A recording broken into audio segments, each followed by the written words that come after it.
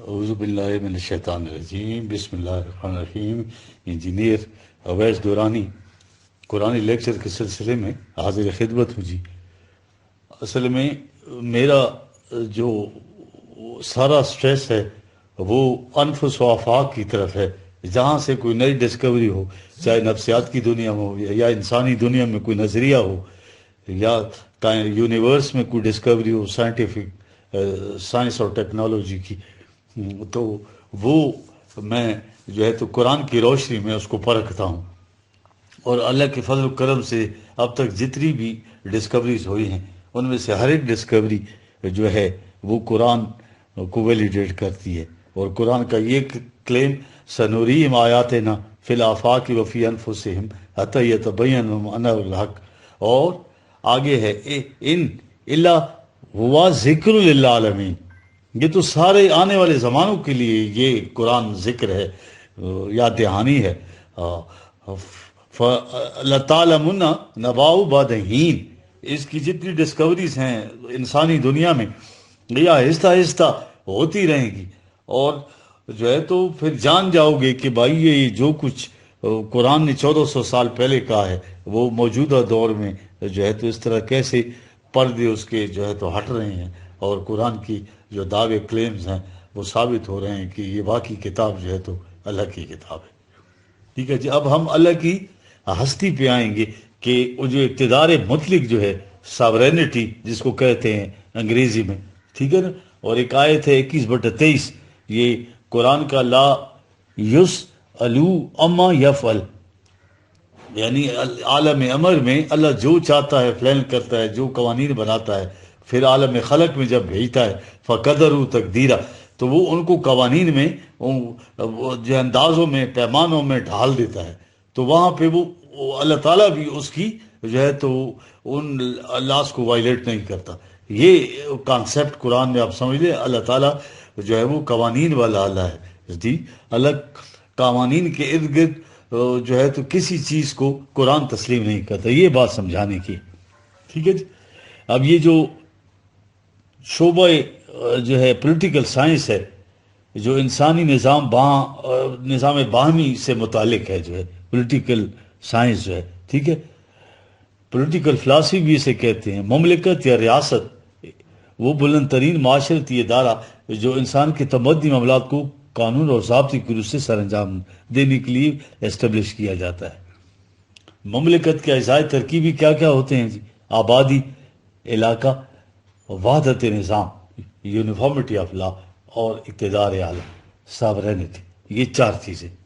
اقتدار اعلیٰ کا تصور جو ہے سب سے پہلے فرانسیسی مفکر نے دیا۔ اقتدار اعلیٰ یعنی ساورینٹی سے مراد وہ مرکزیت جو مملکت کی تمام قوتوں کا سرچشمہ اور سارے اختیارات کا سورس ہو، منبع ہو۔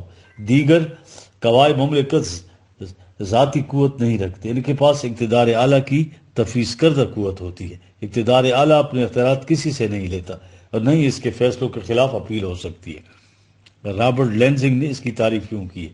دی power to do all things without accountable, اسے اقتدار مطلق کہتے ہیں، ساورن اسٹیٹ بھی کہتے ہیں۔ خود مختار ریاست ملوکیت کے زمانے میں جس سے اقتدار مطلق حاصل ہوتا تھا وہ ایک فرد جسے ڈکٹیٹر کہتے ہیں ہوتا تھا، جبکہ ڈیموکریسی میں افراد کے نمائندوں کو یہ حق حاصل ہوتا ہے، ان کو آخری ایتھارٹی کہا جاتا ہے۔ اس طرح یہ چند انسانوں کے اندر پھرتی ہے، جو جی میں آئے کوئی پوچھنے والا نہ ہو، جس میں جواب دہی نہ ہو، اکاؤنٹیبل ہی نہ ہو۔ یہ ہمارے آئین میں بھی ہے۔ وزیر، وزیر اعلیٰ اور وزیر اعظم اور پریزیڈنٹ، ان سب کو یہ سب جو ہے تو یہ بھی مستثنیٰ ہیں، ٹھیک ہے جی۔ پارلیمنٹ کو حساب دیتے ہیں، اور پارلیمنٹ غالباً وہ آخری اتھارٹی ہے جو بغیر جواب دہی کے ہے، اس کے اوپر کوئی ایسا نہ ہو جو پوچھ سکے کہ تم نے کیوں کیا۔ یہ ہے اقتدار اعلیٰ۔ اب آئیے قرآن جو ہے 1400 سال پہلے اقتدار اعلیٰ کا کیا تصور دیتا ہے، یہاں سے اندازہ ہوتا ہے کہ یہ کتاب واقعی یہ کتاب نیست چیز دیگر است۔ اقتدار اعلیٰ کے تصور نے انسانی نظام سیاست میں جتنے بھی پیکر بدلی، یہ اقتدار اعلیٰ جو ہے کسی نہ کسی شکل میں انسانوں کے پاس ہی رہا۔ قرآن کا سیاسی نظام کیا ہے؟ لا یسلو اما یفل 21/23۔ اس کے اقتدار عالم کا اقتدار کا یہ عالم ہے کہ اس سے کوئی پوچھ نہیں سکتا کہ اس نے کائنات کو کیوں ایسا بنا دیا اور اس قسم کے قوانین اس میں کیوں نافذ کیے۔ یعنی اس سے مراد اقتدار اعلیٰ کائنات میں اس کو حاصل ہے اور وہ جواب دہی کے دائرے سے باہر ہے، اور ایسا کبھی نہیں ہوگا۔ کوئی ایسا نہیں ہے کہ اس کے کیے کی باز پوچھ نہ ہو، صرف اللہ ہے جس سے نہیں پوچھا جا سکتا۔ ٹھیک ہے، اس کے برعکس وَهُمْ يُسْأَلُونَ 21/23 سب سے پوچھا جائے گا کہ تم نے جداگانہ نظام کیوں تجویز کر رکھا ہے جی۔ ہاں، اللہ سے اوپر تو کوئی ہے ہی نہیں، اس لیے اس سے نہیں پوچھا جا سکتا۔ اس کے علاوہ جو بھی ہیں، کیا خوبصورت بات ہے، وَهُمْ يُسْأَلُونَ، جی جواب دہ ہیں وہ، یہ طے کر دیا گیا ہے۔ دیکھ رہے ہیں آپ کیا زبردست ڈسکوری ہے اس کی دنیا میں، اپنا فلسفے کی دنیا میں، پولیٹیکل سائنس کی دنیا میں۔ تو یہ بھی جو ہے تو آفاق میں یہ چیز، انفس میں یہ چیز آ جاتی ہے۔ دیکھ رہے کیسے ویلیڈیٹ ہو رہا ہے قرآن۔ اللہ تعالیٰ اپنے اختیارات کسی کو بھی تفویض نہیں کرتا، یاد رکھیں۔ قرآن کہتا ہے اقتدار مطلق اللہ کو حاصل ہے اور اپنے اختیارات کسی کو بھی ڈیلیگیٹ یا تفویض نہیں کرتا، کیونکہ ایسا کرنے سے وہ پاور سے محروم ہو جاتا ہے اور اس وقت تک محروم رہتا ہے جب تک وہ واپس نہ لے۔ اب یہ جو اختیار مطلق اللہ کو حاصل ہے، جو کسی کو بھی تفویض نہیں کرتا، لا یسلو اما یفعل 21/23، ہم سے کوئی پوچھ نہیں سکتا ہے۔ اس کے برعکس وَهُمْ يُسْأَلُونَ جو ہے تم سے ان سے پوچھا جا سکتا، باقی سب سے پوچھا جا سکتا ہے۔ اگر اس نے اقتدار اعلیٰ تفویض کر دیا تو پھر پوچھا کیسے جائے گا؟ یہ ان کا نیابت کا تصور مشرکانہ اور غیر قانونی ہے۔ یہ نیابت کا جو تصور لیا ہے، اس طرح انسان کو جو ہے تو نائب بنائے ہوئے اللہ کا، نیابت کا تصور ہی نہیں ہے۔ قائد اعظم نے کہا تھا نا، اسلامی مملکت کی امتیازی خصوصیت اور انفرادیت یہ ہے کہ اس میں اقتدار اعلیٰ اللہ کو حاصل ہوتا ہے، لیکن اختیارات پر عمل اس قرآن کی روح سے کیا جاتا ہے۔ کیا خوبصورت بات کی ہے جی سورینٹی کی جی۔ خلافت اور ملوکیت، حضرت عمر سے پوچھا گیا کہ خلافت اور ملوکیت میں کیا فرق ہے، تو جواب دیا کہ مجھ سے پوچھا جائے گا کہ کہاں سے لیا اور کس کو دیا، یعنی میں جواب دے ہوں، مجھے اقتدار اعلیٰ حاصل نہیں ہے۔ ثم لا تسألن ثم لا تسألن یوم میز عن النعیم 102/8۔ یہ تمام مال و دولت، آسائشیں، یہ ذرائع، یہ ایکسپوجر، یہ جتنی بھی چیزیں ہیں، یہ چونکہ اللہ کی ہیں، لہٰذا قیامت کے روز اکاؤنٹیبلٹی کے وقت اس کا سوال کیا جائے گا کہ بھائی یہ کہاں پہ خرچ کی ہے۔ ٹھیک ہے، اب آئیے قرآن کا ایک بڑا حیرت انگیز جو ہے تو الہ السماء اور الہ الارض کی دو ٹرمیں قرآن نے استعمال کی ہیں، یعنی ذات خداوندی کو ڈویلٹی میں ڈویلائز کر دینا، دو حصوں میں تقسیم کر دینا۔ ٹھیک ہے جی، یہ کیا بتاؤں جی، یوں تو قرآن کا کون سا مقام ایسا ہے جس پر اگر غیر جانبدارانہ طور پر غور کریں تو انسان اس نتیجے پر نہ پہنچے کہ واقعی کسی انسان کا کلام نہیں ہو سکتا۔ اس زمانے میں جہاں علم انسانی، عام فکر اور تمام مذاہب اس مقام پر کھڑے تھے، یہ 1400 سال پہلے، جہاں تہذیب کا بلند و بالا محل جس کی تعمیر میں 4-5 ہزار برس لگے تھے، وہ گرنے کے قریب ہے۔ اس دور میں ایسی بات کہنا، آج بھی عام انسان اور عام و فکر تو رہا ایک طرف، آج کے جو علوم و فنون پر مہارت رکھنے والے بڑے بڑے اسکالر ہیں، وہ بھی اس قسم کی بات نہیں کہہ سکتے تھے۔ یہ ہے وہ دلیل، یہ ہے وہ لاجک کہ قرآن واقعی جو ہے کسی انسان کا کلام نہیں ہو سکتا جی۔ ہم میں سے ہر شخص کہتا ہے کہ اللہ کو مانتا ہوں، ساری دنیا سوائے چند دہریوں کے اللہ کو ماننے اور نہ ماننے میں فرق کیا ہے؟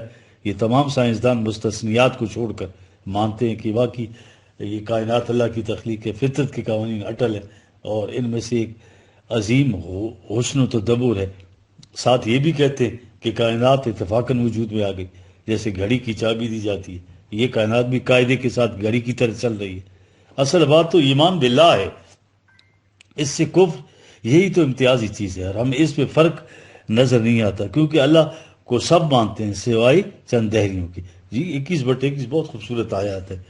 ام اتخذوا آلہۃ من الارض ہم ینشرون، جی اسے ماننے کے لیے بالکل تیار نہیں، بلکہ انہوں نے اپنی حیات عرضی میں معاشی اور معاشرتی زندگی کے لیے دیگر معبود، یہ جمع ہے آلہۃ من الارض جی، اور نظام آئے زندگی تجویز کر رکھے ہیں اور انہی کے سہارے یوم ینشرون سے یہ مراد ہے زندگی کو آگے بڑھنا پھلنا پھولنا چاہیے، اور اسی طرح یہ نظام چلا رہے ہیں، ساری دنیا میں ڈس آرڈر پھیلائی ہے۔ قرآن کہتا ہے یہ ہے ان کی سب سے بڑی بلنڈر، یہ ہے بھول۔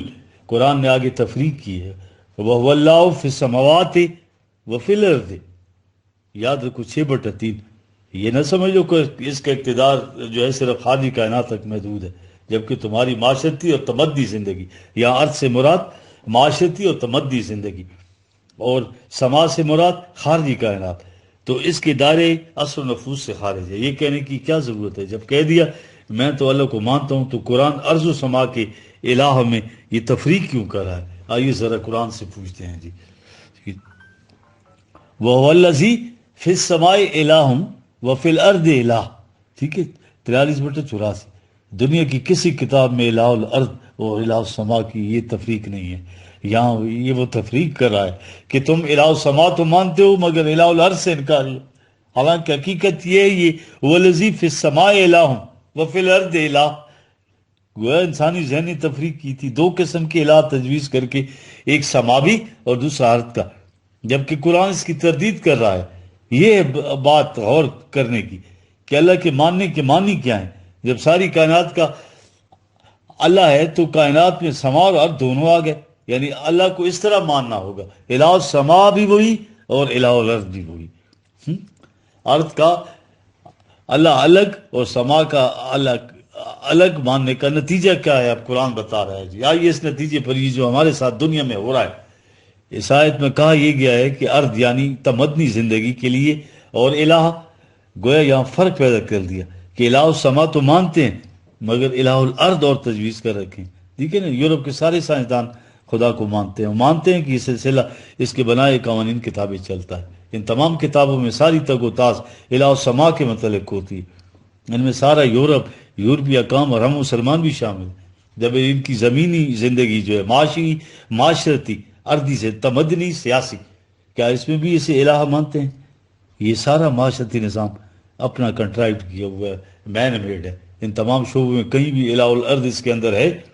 مولدین کو چھوڑ کر یہ جو مانتے ہیں اور جو نہیں مانتے، تو کیا ان کی معاشی معاشرتی تمدنی زندگی میں کوئی فرق ہے؟ تو اس طرح سے خدا کو ماننے یا نہ ماننے سے تو کوئی فرق پیدا نہیں ہوا۔ جنہوں نے مان لیا تو کیا، اور جنہوں نے نہ مانا تو کیا۔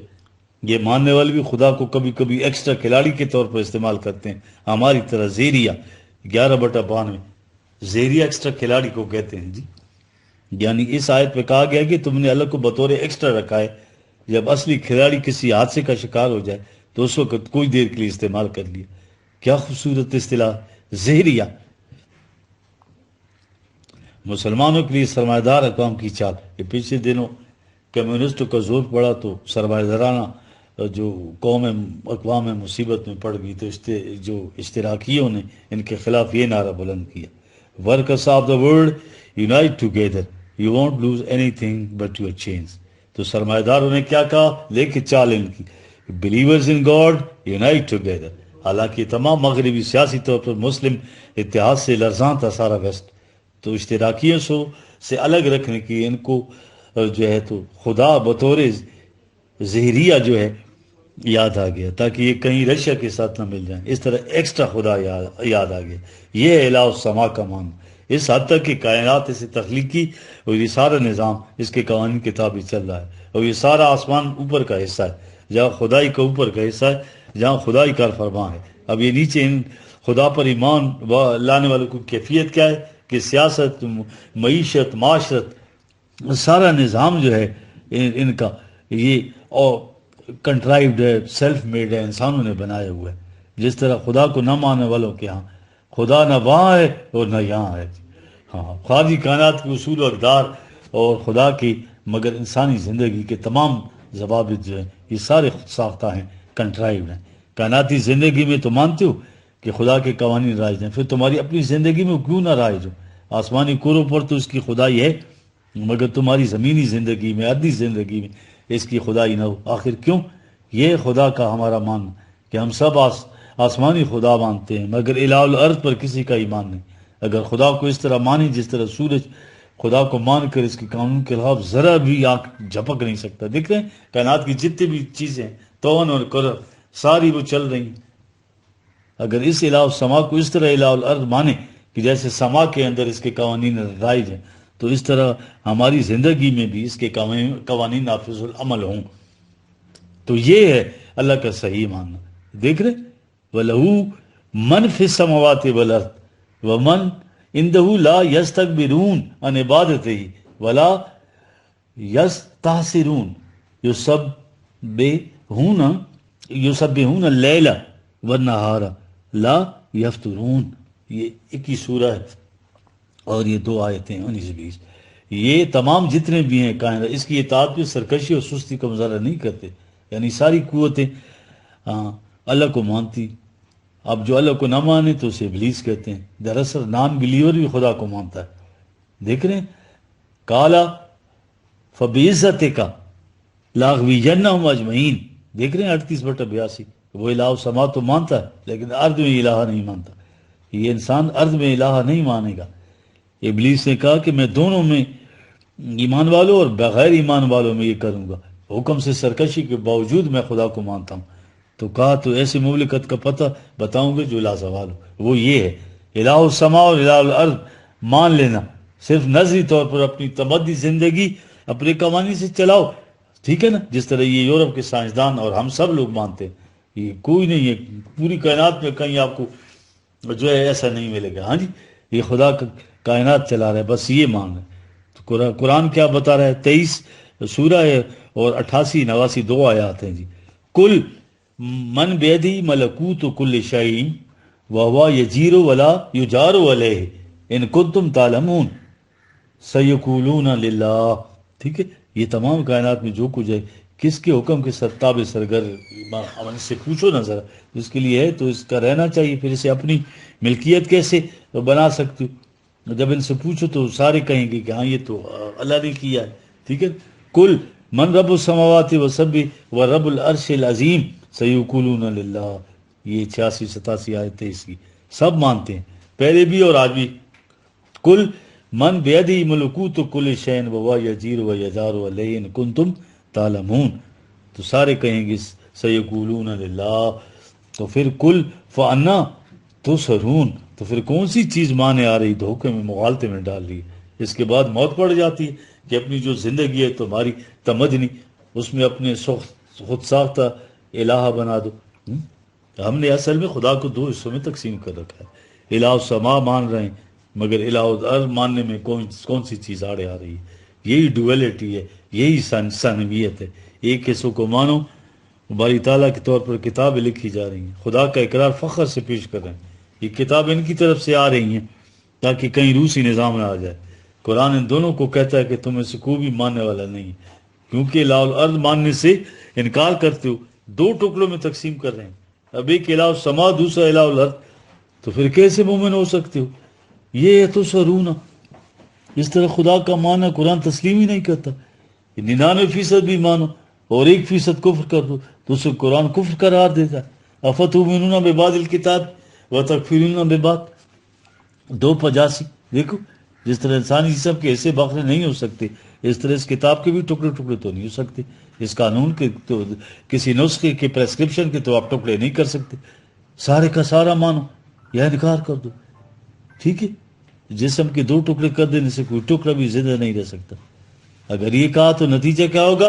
اللہ خزی فی الحیات الدنیا اور یوم القیامت یردون الی اشد العذاب، پھر قیامت عذاب پھر کافروں سے بھی زیادہ ہوگا، کیونکہ تم دھوکہ دے رہے ہو کہ میں خدا کو مانتا ہوں۔ ماننا ہے تو الہ الارض بھی مانو، ٹھیک ہے جی۔ اب آ جائیے ذرا سیکولرزم پہ تھوڑا 1-2 منٹ لے لیتے ہیں۔ یہ ہے کیا بلا؟ اس میں زندگی کے معاملات کے لیے اپنی عقل و فکر اور مشوروں کو کافی سمجھا جاتا ہے اور کسی اور کا عمل دخل نہیں چاہتے۔ خدا کا کوئی دخل نہیں، اس کی بادشاہت آسمانوں پر ہے، انسانوں کے معاملات بغیر خارجی رہنمائی کے خود حل کر سکتے۔ عقل یہ ہے سیکولرزم، اس میں ماننے اور نہ ماننے والے آ جائیں گے۔ مسلمان سمیت آج ساری دنیا سیکولرزم پر عمل پیرا ہے۔ خدا کی حکومت کہیں بھی نہیں، الہ الارض کہیں بھی نہیں تسلیم کیا گیا۔ اس طرح یہ مذہبی پیشائیت نے دنیاوی معاملات حکومت کے ثبوت بس اور سجدہ کرنا، جنازہ، نکاح وغیرہ خدا کے سپرد کر دیا۔ اصل تحفظ تو اس ارض کی دنیا کا ہے، اس سے حوالہ کر دیا انسانوں کی، تو الہ الارض تو انسان بن گیا، ان کے تمام معاملات کا ارضی زندگی پر کوئی اثر نہیں پڑتا۔ یہ سب پارلیمنٹ میں جا کر خود الہ بن کر کام سازی کر رہے ہیں، اور سجدہ کرنے والے عمل انسانوں کے وضع کردہ قوانین پر زندگی بسر کرتے ہیں، اور خدا ان کے تمدنی معاشرت پر اور خدا کا ان کے جو کلچرل اور ارضی معاشرت ہے اس پر کوئی کنٹرول نہیں۔ اصل سوال خدا کی ذات پر ایمان کا نہیں ہے، بلکہ اس کی وحی کا ہے جو پرسکرپشن ڈاکٹر نے دی ہے، اس کو استعمال کرنا ہے۔ آج دنیا کے عظیم مفکر اور سائنسدان یہ کہنے پہ مجبور ہو گئے ہیں کہ اصل سوال خدا کی ذات پر ایمان کا نہیں، بلکہ اس وحی کا ہے جو انسانوں کی رہنمائی کے لیے اس نے ملتی ہے، اور یہ مانتا ہے خدا کو مانتا ہے، جو یہ نہیں مانتا وہ خدا کو نہیں مانتا۔ یہ ایڈنگٹن کی کتاب ہے نا جی، science and the unseen world, شعور انسانی کے مرکز کو نفس، انا یا ایگو کہتے ہیں۔ اب تحقیقات کی روح سے نفس انسانی جو ہے مائنڈ، مادی کی پیداوار نہیں، اب یہ لامحالہ مانا پڑے گا کہ اس کا تعلق مادی دنیا سے ماورا ہے۔ تو جس طرح مادی اشیاء کے متعلق تحقیق یہ ہے کہ ان کی بنیاد مادی نہیں، یہ ماورائے مادیت ہے جی، یہ مادی چیزیں جتنی بھی ہیں یہ بس وہ ویوز ہیں ساری جو ہے انرجی کی۔ اس طرح شعور کی بنیادیں کسی اور دنیا سے ہیں۔ یہ دنیا کیسی ہے اس کے متعلق سائنس کچھ نہیں کہہ سکتی، حتیٰ کہ اس کا کوئی متعین نام بھی نہیں رکھ سکتی۔ یہ غیب کی دنیا، ان سین ورلڈ، یہ رائٹر کہہ رہا ہے، وہ کہتے ہیں کہ وحی کی رہنمائی کے بغیر خدا کا ماننا کوئی حقیقت نہیں رکھتا، اور وہی قرآن میں ہے، جبکہ خود یہ تسلیم کریں کہ تمام آسمانی کتابیں اسی شکل میں موجود نہیں۔ اب چونکہ ان کے پاس وحی کی رہنمائی نہیں تو یوں ارض کی دنیا کٹ گئی، اور الہ السما کو یوں مان کر فکر کی دنیا یوں کٹ گئی۔ دیکھ رہے ہیں جی آپ، آج کزیار پر مختلف خداؤں کی حاکمیت کو تسلیم کرنے کا نتیجہ دیکھ رہے ہیں آپ خود ہی۔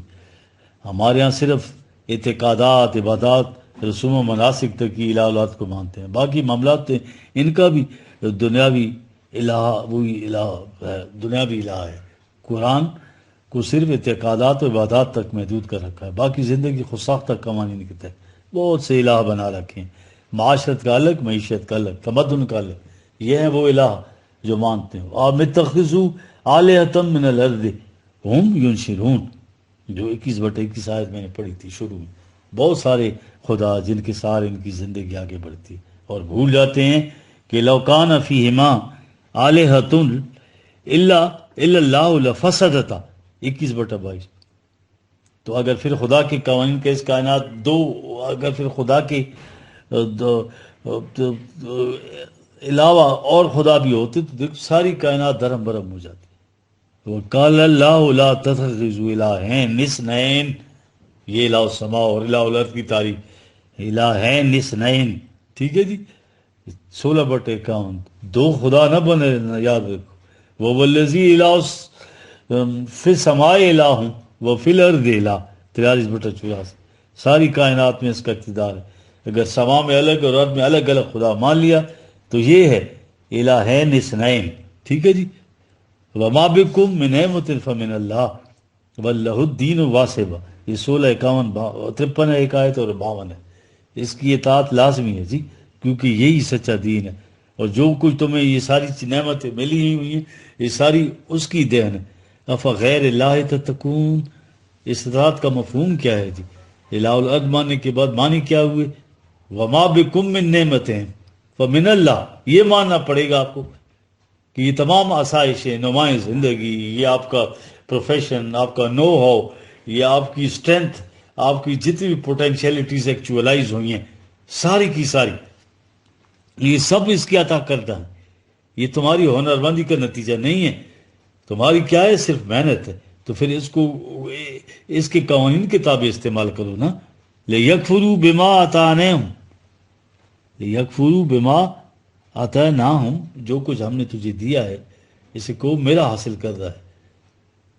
یہ ہے کفر جو تم اس کی ہدایت کے تحت تقسیم نہیں کرتے۔ تو کیا مطلب ہوا کہ الہ السماء اور الہ الارض کی جو تفریق ہے یہ پوری دنیا میں ہے، ٹھیک ہے۔ ربنا تقبل منا انک انت السمیع العلیم۔